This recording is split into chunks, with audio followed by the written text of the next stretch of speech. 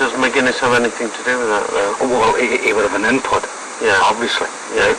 Plus, see... So we weren't exactly wrong. I mean, he's see, involved. Well, I mean, yes. Well, I mean, he's involved as such that he's an IRA man. Yeah. And he's on the council. Yeah. Oh, he's in the IRA council. Yeah. So they have to give the go-ahead for what happens in England. Yeah. Right? Yeah. Yeah, fair enough. It's ringing. It's quite good. Clive, it's okay. He spotted you. You're such deep cover. You were sus straight away.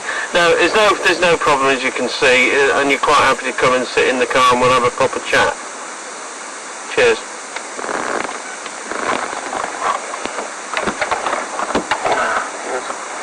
Well, you may as well save the rest till Clive gets here. Basically, I thought that, see the programme itself, didn't go deeply enough, right?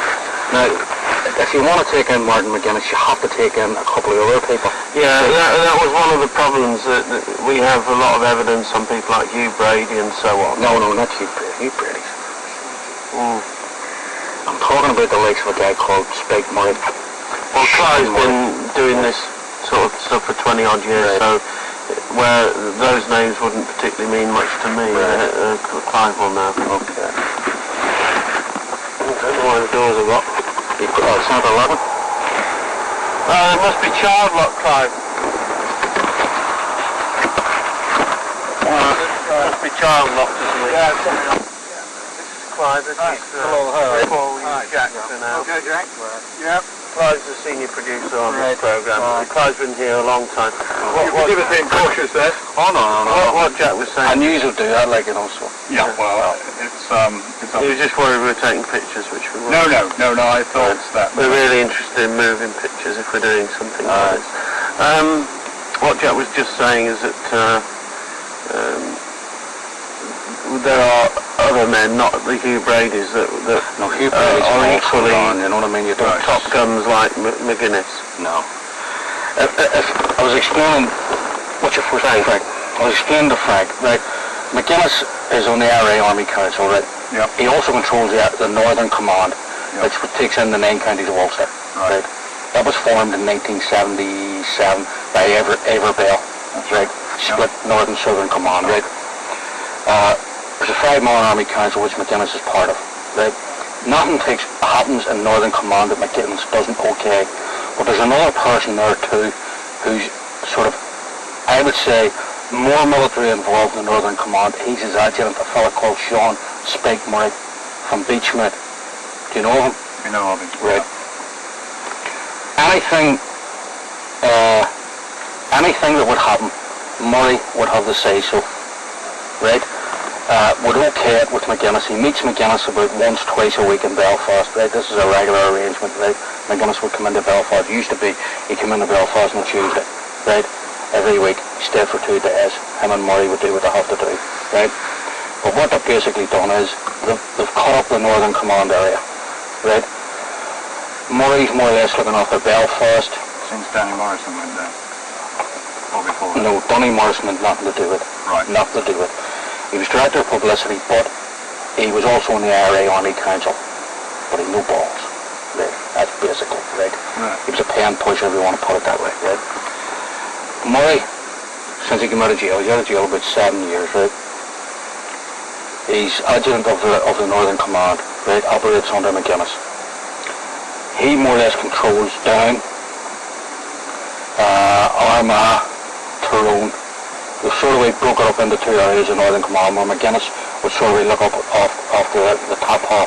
Do you mind if I take some notes? No, it's okay. Derry, Donegal. Tony is book, Clive. Yeah, if you got a book. Or do you want to make the notes while we talk? No. Right. You make the notes. It's at the right page. It's at the right page? Yeah. Right, okay. Yep, I'm sorry. Right. Sorry, what were you saying about who controls what? They've more or less split up the Northern Command area into 2, right? It's to facilitate the both of them, right? Because McGuinness, obviously from Derry, looks after Derry, Donegal, right? That takes Northern Command consists of how many? 9 counties? 9 counties, right? You have the 6 counties of Northern Ireland, plus you have Donegal, you've, I'll just tell you, you have Donegal, Cavan, and Monaghan. Sorry, you've more than 9 counties. Sorry, it actually takes in 12 counties, because you've Louth, you've Leitrim. That's 11, isn't it? And Louth, Leitrim. Well, it actually takes in 12 counties, right? So McGuinness is overall control of Northern Command. He is a Northern Command OC. Yeah, right. Now, it was talked about that McGuinness... But I don't think Clive was here when you said he's on the Army Council. No, there's a 5-man Army Council, and he's one of them. Adams is another, right? Yeah.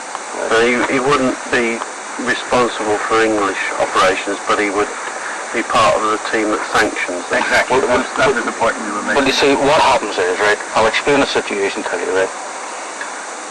The IRA Army Council would meet and say, right, this is what we think our strategy should be for the next year, right? Yeah. We'll have to do this, blah, blah, blah. We think there should be a bombing campaign in England. We think operations should be concentrated in England or the continent or whatever, right? That then filters down to the people who control that. The told you is Tommy Murphy and a fella called Tommy Keenan, right? He's living in Carlingford at the minute, right? He moved out of Belfast. Tommy Keenan. Tommy Keenan. Any relation to Brian? No. Brian has another brother, Sean, who's involved in the IRA, right? Who's actually a technical officer, right? Yeah. Everyone, you know. They're the ones that actually control things like that, operations in England, right? When I see that guy Rob Friars that was caught in England with a bomb about 6-7 weeks ago, and we was caught at the bus stop in London. That's right. Oh yeah. They're called MI5 operations. Yeah. Cannon fodder, you know what I mean? But a big mate of this guy Sean Murray, Spike Murray, right? And it was actually Spike Murray who recommended him for the England thing to Tommy Murphy. Because Murray moves in and out of that South Armagh area a lot, right? See if they're doing any interrogations of so-called informers, that's what they're doing in that area. Mostly. In Armagh? No, South Armagh. South Armagh. Yes. If the likes of Derry people and that would be done in Donegal, but it would be the same team that would do the whole lot, right? They have what's called a Northern Command Security Team, right? And it's under the control of Spike Murray, right? And they're the ones that do that type of thing. So as I was trying to explain to you, by just saying McGuinness, I don't think you went deeply enough into it, you know what I mean? Well, Because he's not, you know... It was one of the difficulties. We had other people in the frame, but you know, in TV terms, it gets very confusing to the viewer. So we in the end took the decision just to concentrate on that one man because of the hypocrisy of the political situation, where our top politicians know that Sinn Féin is just a charade for the provisionals. That's right.